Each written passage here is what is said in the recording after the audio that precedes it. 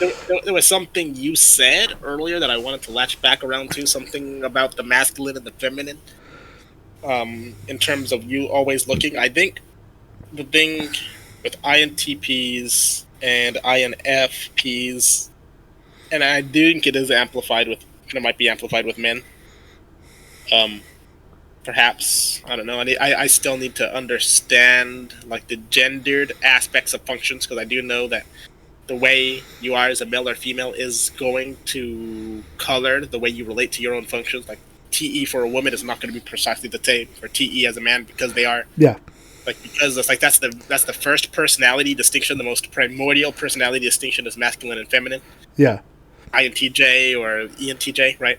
So it's like an INTJ woman is going to TE is going to TE a different Venn diagram of the universe than the average INTJ male is, right? It's Yeah. like their TENI is going to do something. So I don't quite know how to bifurcate that in a way that's meaningful or distinct. I just have an intuition that there's something underneath all that that needs to be unraveled. I can actually help with Right. this.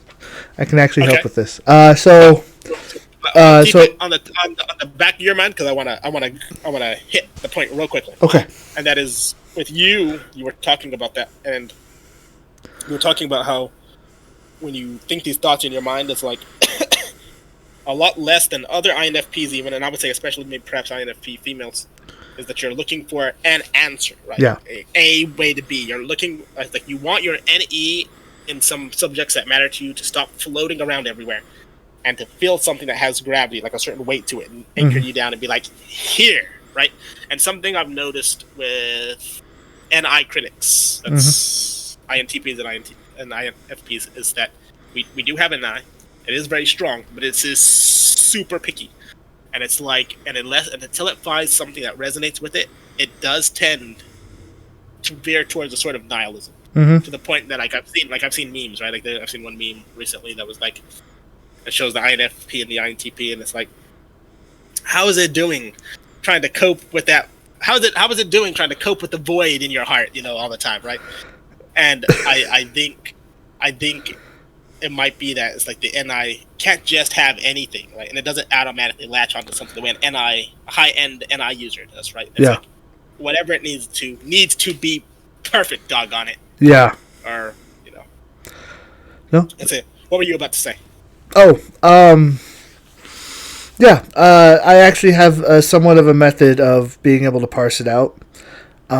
It's partially why, even though I'm not like super, and it's part of the reasons why, even though I'm not like super well read into the types, I can still get somewhat of a gauge of how they're thinking. So remember, personality is layer 1 and layer 2 of the 10 layers, right? Male and female, gendered, is actually instinctual, right? So it actually goes way deeper. So there's a layer of operations, I guess a TE metric, that you want to do when it comes to trying to guess personality. And I still need to figure out this, but this is helping me parse it out a little better. What you want to do gendered first, and then be like, okay, how does being a feminine individual, how would a feminine individual work with the NE function? How would a male or masculine individual work with the NE function? And the reason why I do that is because a female brain is different than a male brain. A female brain does string things along together. They have a tendency, it's like a ball of wire. Male brains tend to box things together. So when it comes to like TE, what's probably going to happen is that with a female brain, they're going to TE very, very, very, very fast, right? And then not only that is that they're also going to have not only are they going to be fast, their squares are going to be very rigid. Like, this is right. Whereas male, and that sounds kind of counterintuitive, they're going to, because everything is more boxed, they're going to TE slower, but those boxes are going to be a little bit more flexible because they're going to try to want to TE again. So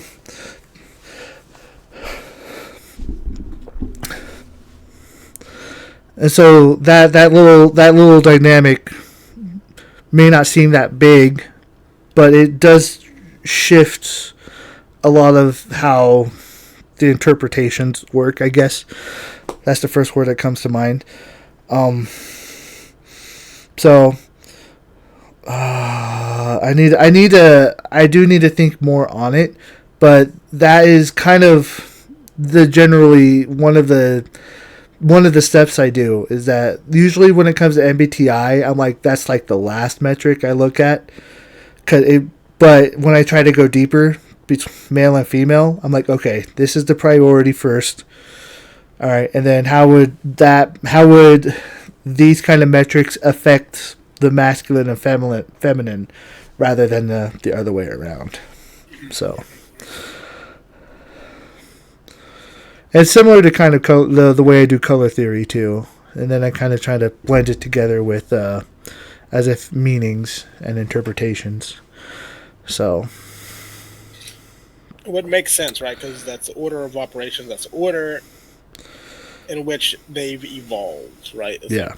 Like you got the male and the female. Is like, then you have these different layers that kind of stack on top of that. Yeah. And then lastly, and yeah. And part of the reason I see it, so like an ENTJ, they're most likely to become a CEO, right?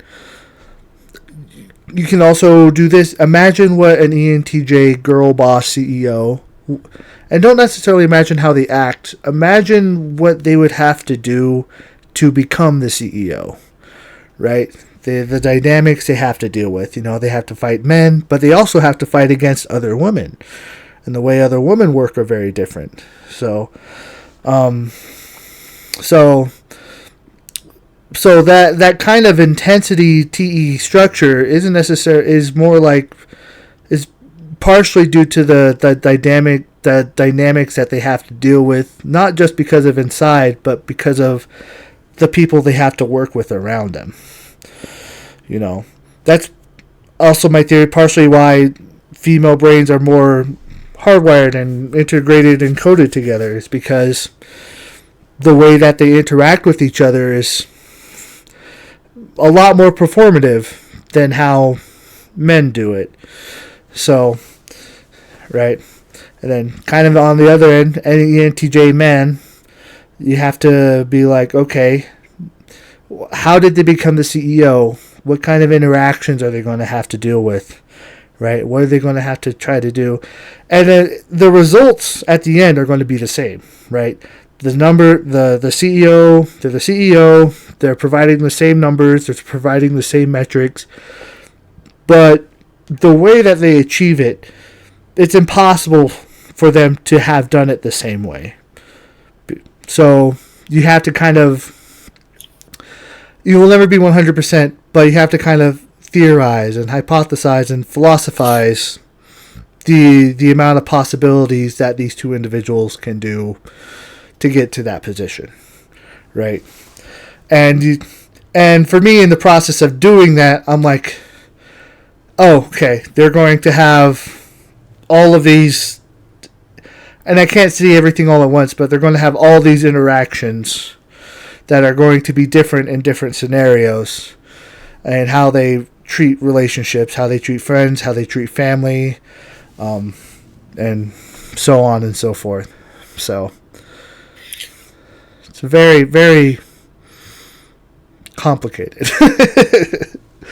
it is, but it's like, but it kind of has to be because of how fundamentally different the men and women are. It's like, and I was just listening yesterday to it may have been Dr. K again, talk about how men and women make friends, and how the majority of men make friends by doing something, by doing a thing, something that they find interesting, and then they find a community of other men who are also doing that thing, and they're like, oh, you're like we're doing this thing, like I football, you football, we football, they football, football, right? And then football, friends, right? And now you're friends, right?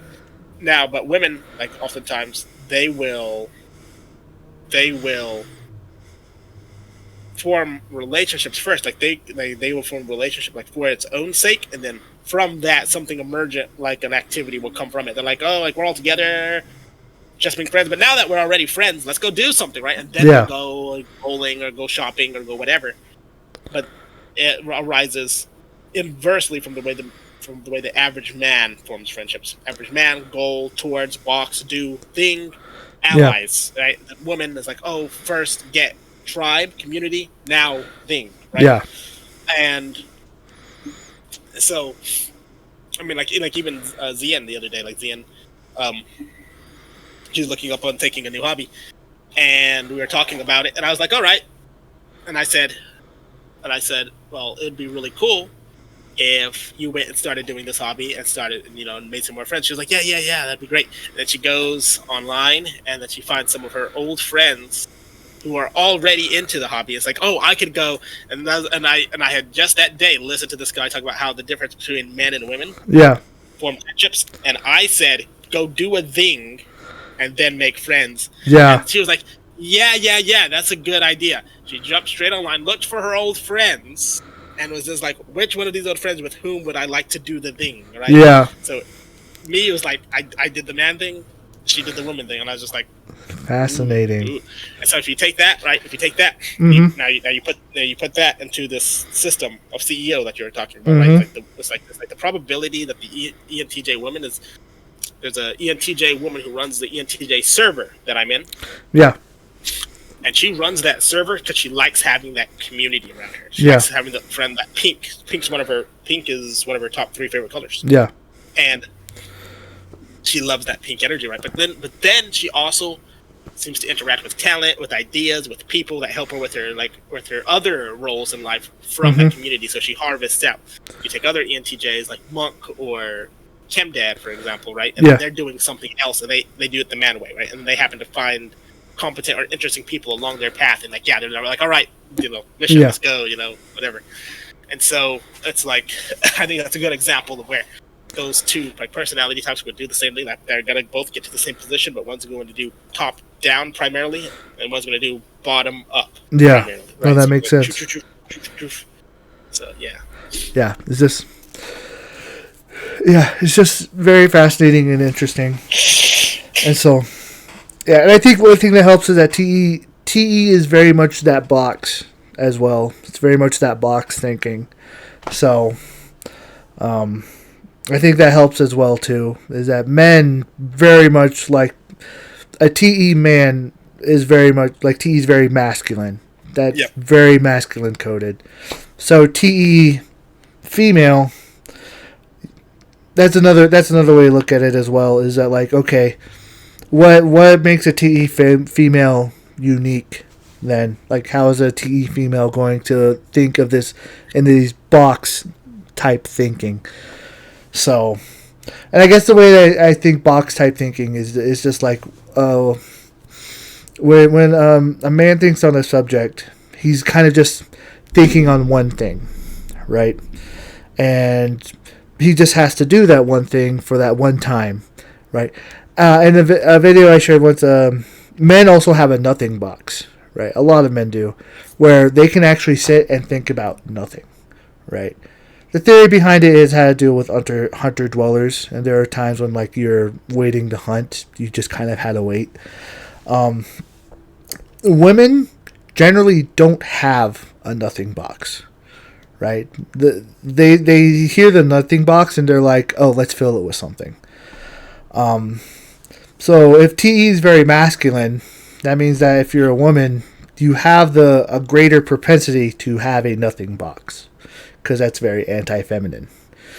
But you're also a lot easier able to compartmentalize your emotions as well. TE can do that a lot better than... Yeah. So, if you're female and you're ENTJ, then theoretically, if you have this box thinking, you're going to be able to, you can still feel a lot easier than men do, just because of social dynamics. But you're going to be able to compartmentalize those emotions a lot easier and be like, I'm feeling crazy. Those are my hormones right now. Let's stay logical. It's okay, right? Um, and that's a lot how ENTJ women are able to rise the ranks is because they're able to compartmentalize their emotions so well, so that they can be successful, and do more masculine things as well. So, yeah. So now you're maybe this will help, but this is how I've been able to figure out a lot of the dynamics without getting like super deep into study.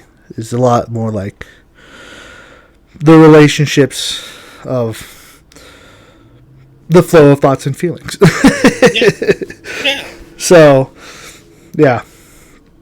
Which no, I like it, and I appreciate you sharing it with me because I do think that will help a lot, and so perhaps in future discussions when we circle back around to this topic, yeah, we can poke on like the gendered aspects of all the functions, and of course, like our understanding and the way we describe it will morph as we think on it and ponder it, turn it over more. Yeah, yeah. But yeah, and the one thing that will, and I guess I should mention because it's on my brain, the one thing that will trump every theory and philosophy is experience. Yep. So, and that's the, like, I have all these theories about how it works, but all of that goes out the window if someone says, that's not me, that's not how I think. I'm like, okay. and then even then it's so difficult, right? Because it's like the only thing we can be certain of is our own experience. So if somebody says, that's not my experience, we can be like, well, was it the symbols? Yeah. Did I use the wrong story, the wrong narrative, the wrong words? Did I use the wrong TE, like partition boxes? Yeah. Did I use the wrong tone of voice? Did I say it like I was too much of a know-it-all? What they're really responding against is my nerdiness. They're just like, he's such a smart nerd, and then yeah, and it's like, and it's like, or it's like, even if somebody can come up with our experience, it's like, is my model like so big and all encompassing that it's unfalsifiable, and I can just suck up their experience and explain it with like in my data point in a way that it may match perfectly, can be like, oh yes, my system would have predicted that. Or is it going to be, it's like a bit of an uncomfortable bend? It's like, I can still make this work in my story, but it's kind of like having a mech suit in Harry Potter is not comfortable. Well, we can explain it away somehow. It's like Snape, the Cask, Metallicus, Palladium, right? It's like, ooh, it's like, right, make it work. So it's like that's why I think like at the end of the day it comes down like truth gets filtered through its utility, right? It's like, okay, you got this model, like you got to, now go live with it. Go take your philosophy, go take your principles, go give people readings, go do some therapy with it, go, make some predictions. It's like go live a little, see what happens. Go see what happens with your precious,